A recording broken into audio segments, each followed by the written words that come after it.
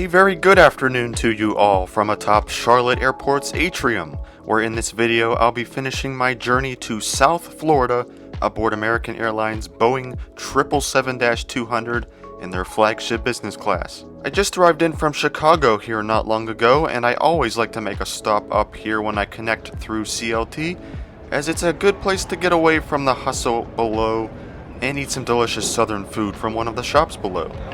They took away the rocking chairs. Come on, Charlotte. Well, it's a nice area to relax when there's some chairs to sit on. But soon my butt will be inside that 777 taxiing in from Miami out ahead, bound for Concourse D. While Charlotte Douglas International Airport isn't my favorite airport out there, I do pass through quite a lot and it has grown on me with each flight. The airport as a whole is separated into 5 concourses, named by the letters A, B, C, D, and E, with 4 of them leading right into this atrium area, kind of similar to Pittsburgh's X design, and the 5th concourse being the outlier located quite a ways away from everything else. It's by far the worst concourse here and is where regional flights depart out of, but the neighboring concourse D is Charlotte's International Terminal, and it's also where domestic wide-bodies park, which is why we'll be departing from here today, specifically at gate D5 on the 441 flight.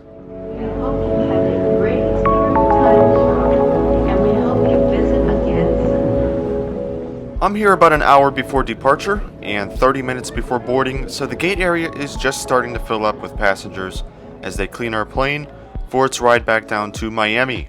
The 777 we'll be on today is N793AN, which as of this filming just passed 20 years of age, being built in September of 2000. While the plane itself may be starting to get up there in age, the seats on board have been retrofitted in the meantime and resemble American's newer Dreamliners inside, as you'll soon see.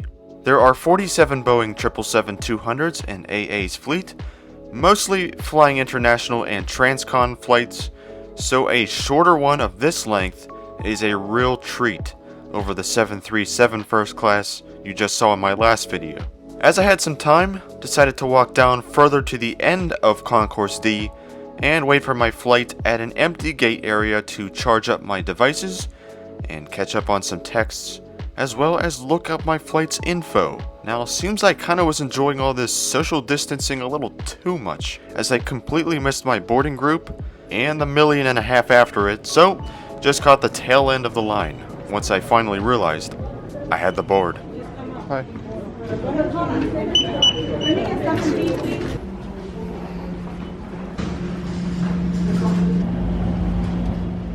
Well, even though there's still a designated boarding line for groups 1 through 4 by the gate area, everyone still has to go down the same jet bridge, and on a plane that holds 275 people, that's gonna be a long, slow line.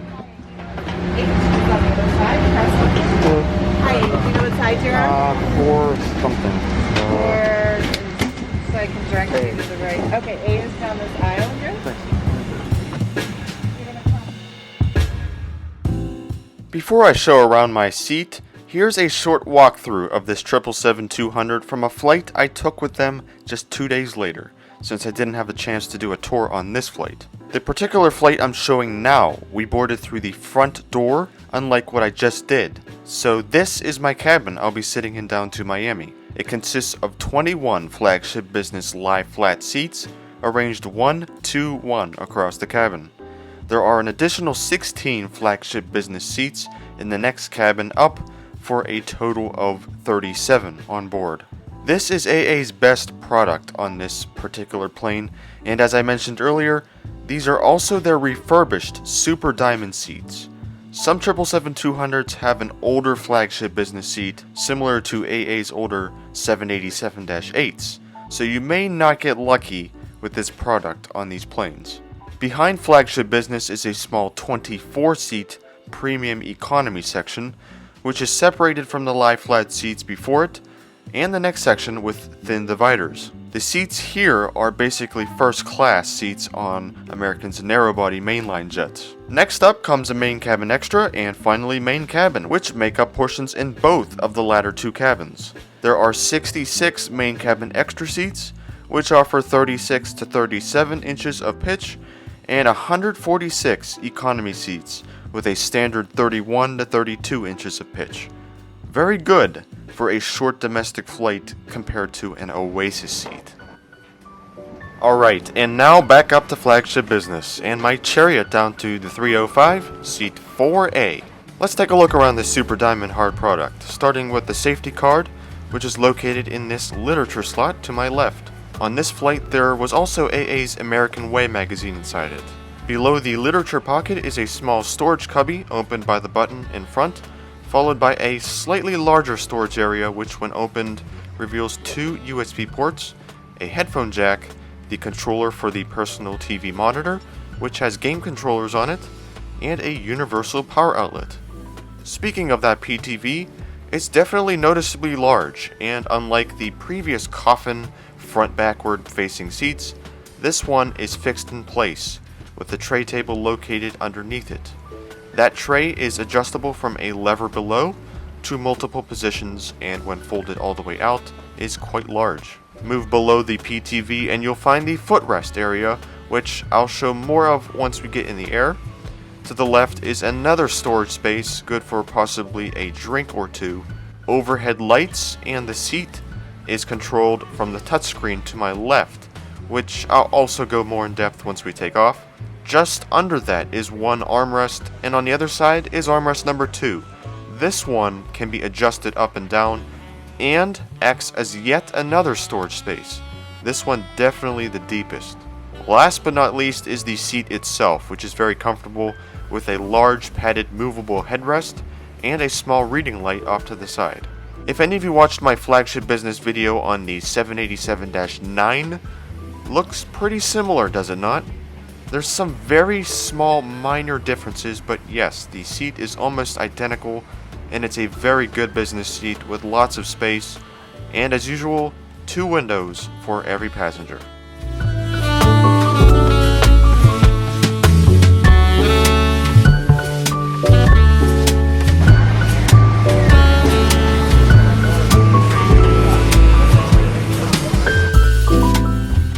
Just before pushback and the safety video, flight attendants came through the whole cabin with free earphones for anyone who needed them.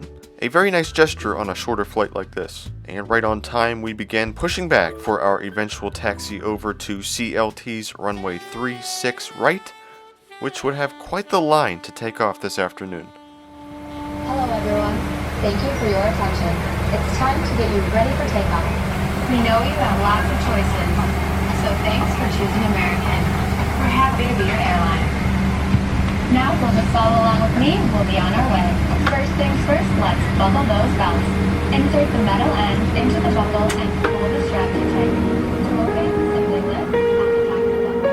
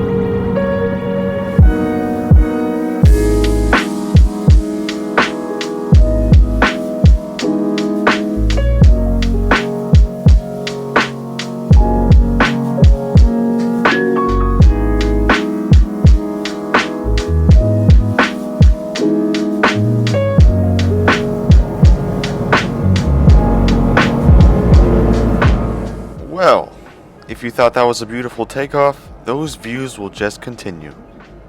The video playing on the screens means we've just reached 10,000 feet, on our way up to 38K, and a flip through the American way. As you now know, this magazine, as of the publishing of this video, is now gone. So these flips I do are about to be finished as well. Per usual, here's American's route map with my finger generously pointing the route I'm currently flying. Next are AA's hub and focus city airport diagrams, with Charlotte and Miami conveniently displayed on the same page together. And finally is the American Airlines fleet list as of December 2020. Not much has changed here except that the 737 MAX is back.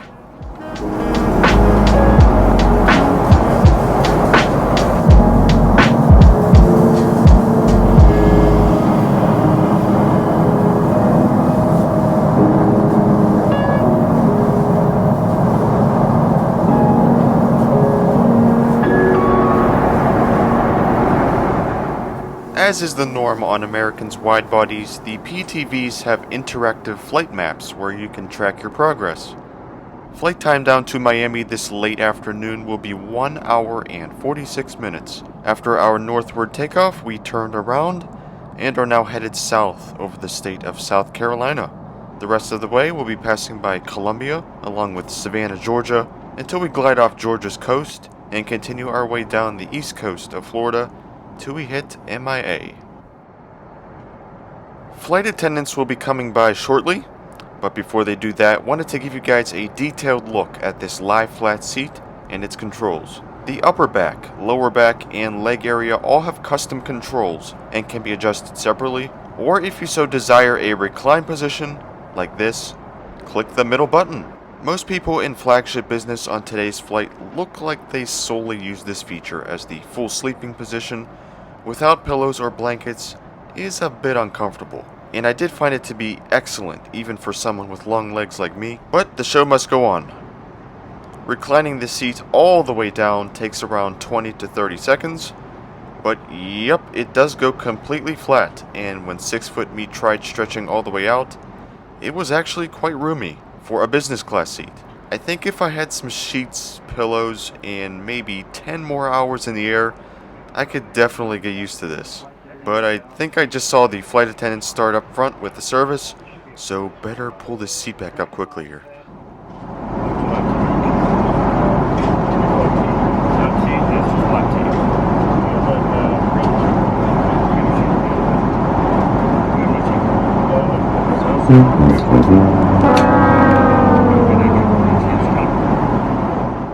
Well, so back to my classic airplane drink of choice it was, a ginger ale. By the way, do you think American would come around with a meal on this flight? Nope. Well, at least not at the time. Even though this is a shorter flight, I believe American has now returned at least a light meal or snack option in first class, but at the time, they handed out nothing. Still, compared to my last flight where they didn't even come with drinks, I had to ask for one, they at least did something for goodness sake.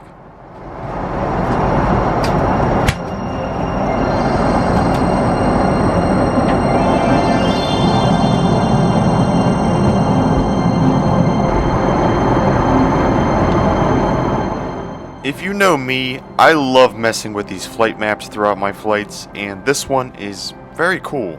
There are 6 different angles you can view along your journey, all with quick responsiveness, at least for American standards. I say that because Delta and now JetBlue's newest PTVs are what I consider to be the best in the US when it comes to quickness and especially personalization. Aside from the maps, AA has this homepage which features all their in-flight entertainment on board and other things to grab your attention. There's a separate tab for kids, one for ebooks, a menu on board which sadly is useless today, a communication tab where passengers can text each other on the plane, and finally where all the fun is: movies, TV shows, music, podcasts, games, and live TV. That last one used to not work as soon as COVID hit, I'm 99% sure to save money, but I can confirm live TV channels are now back. Remember when I said in past videos that American long-haul flights have a true abundance of movies? Well, here's just a small taste of that substantial collection, along with their games and music playlists.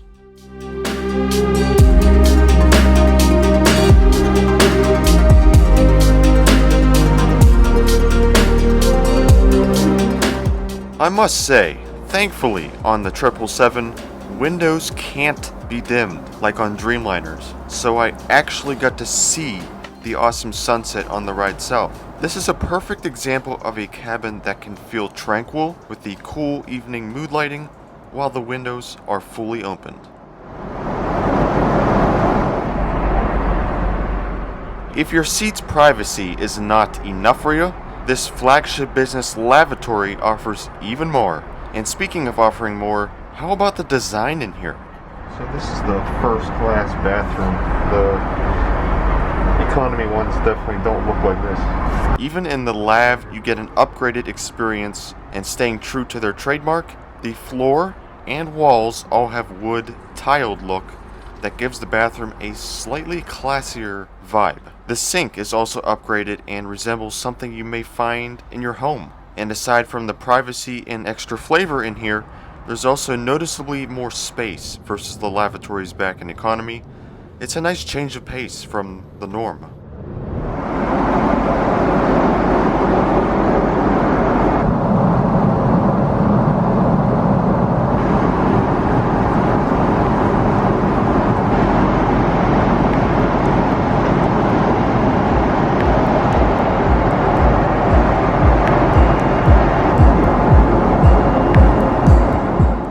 With the service wrapped up, I spent the rest of this flight just taking in the Flagship Business Class experience as much as I could.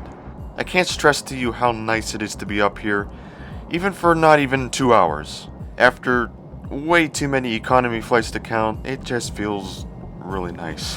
One last thing I should mention before we begin our descent into the Miami area. American's Wi-Fi and entertainment can also be accessed on any mobile device, just like on any aircraft without TV monitors at every seat.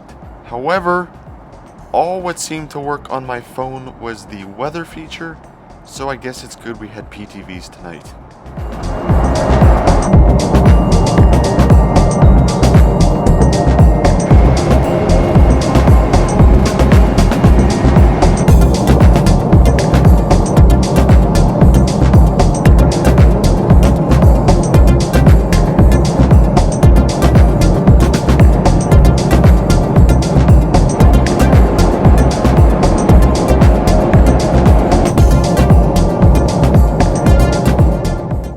Sadly, after passing by Fort Lauderdale, Hollywood, and Boca Raton on the other side, flight attendants began preparing the cabin for arrival. Since we'll be landing into MIA this evening on runway 12, which means from the Everglades side, we get blessed with an awesome view of Miami Beach's night lights and downtown Miami skyline out ahead, along with a quick glance at where we'll be in about 10 minutes.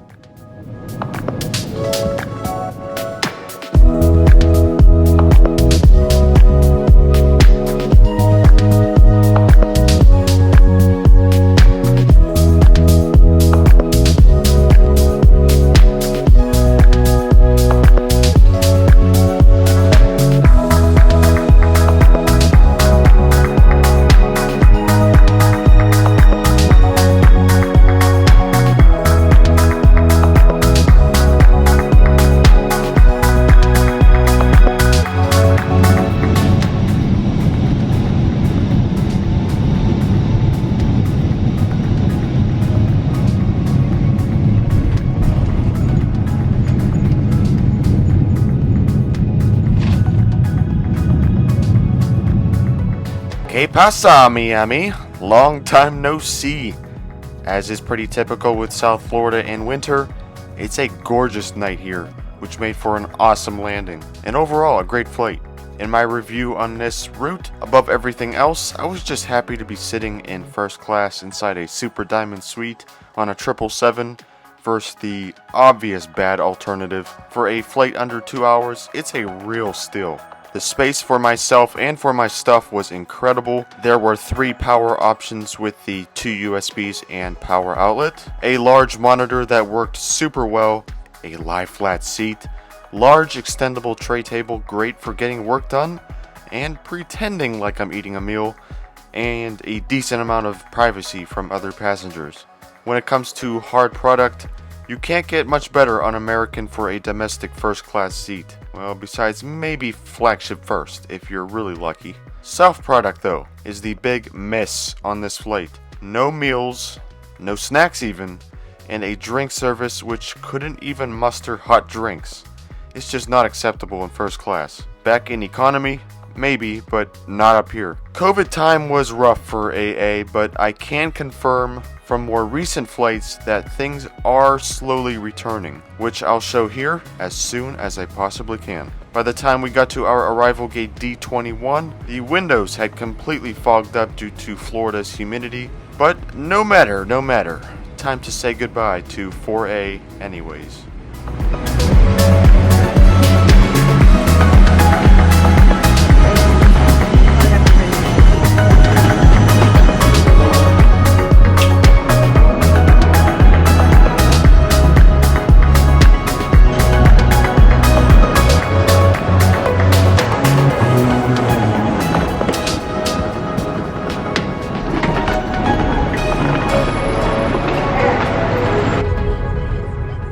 Well, that'll do it for my flights down here to South Florida. Tomorrow I'll be hopping on Silver Airways' re-inaugural flight to Jacksonville, Florida with some friends, and if you've been following my channel for a while, you'll know that video was already uploaded shortly after I flew it. So we'll pick right back up where I left off on that one from Jacksonville International Airport. As for now, I'm heading up to Fort Lauderdale to meet up with them shortly and stay the night.